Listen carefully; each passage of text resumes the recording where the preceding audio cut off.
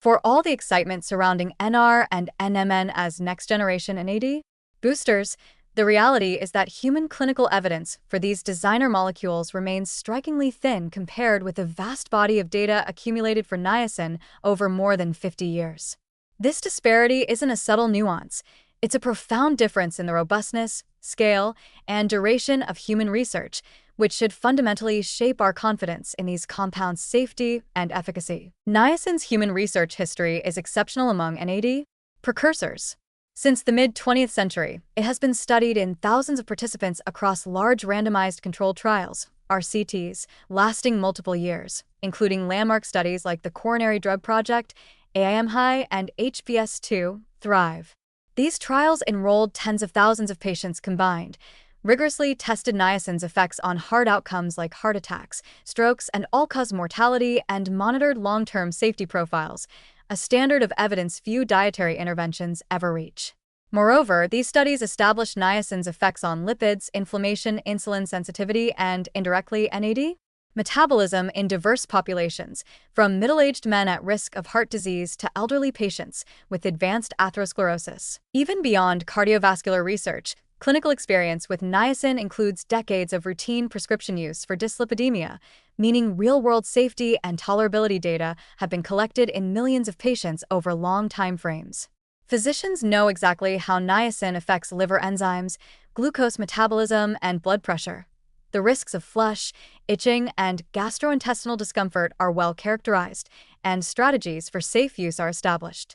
No other NAD precursor has anything comparable. Contrast this with NR and NMN.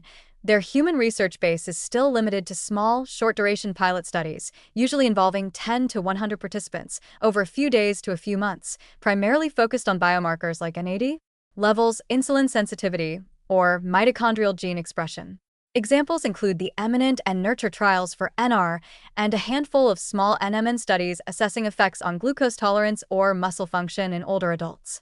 While these pilot results suggest NR and NMN can elevate blood NAD and sometimes improve certain metabolic markers, they don't provide evidence on whether these changes translate into meaningful reductions in disease risk or improvements in lifespan, nor do they establish long-term safety. Even basic questions remain unanswered for NR and NMN. How do they affect cardiovascular endpoints? Do they increase cancer risk if NAD fuels precancerous cell growth? Can they cause liver, kidney, or other organ toxicity with chronic use? Are there neuropsychiatric side effects from long-term NAD manipulation? Decades of niacin data allow us to answer these questions with confidence, but for NR and NMN, rigorous answers simply don't yet exist. Moreover, while NR and NMN marketing often highlights mouse studies showing improvements in age-related decline, exercise performance, or neuroprotection, rodent data cannot predict human outcomes reliably. Even in animals, some findings are inconsistent.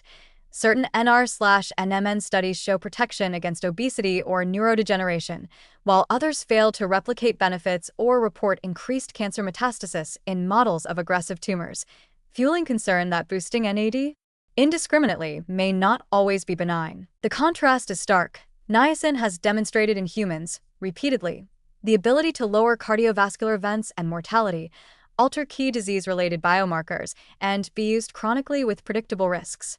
NR and NMN have no long-term randomized trials or large-scale outcome studies in humans, and no track record of reducing actual disease burden.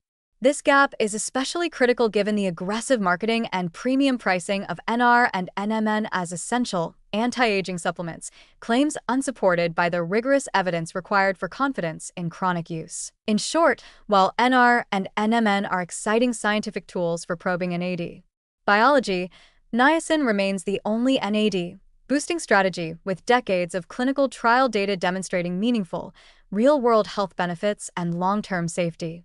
This evidence gap makes it premature to treat NR or NMN as superior, let alone indispensable, until they can match the scale and quality of niacin's human research legacy.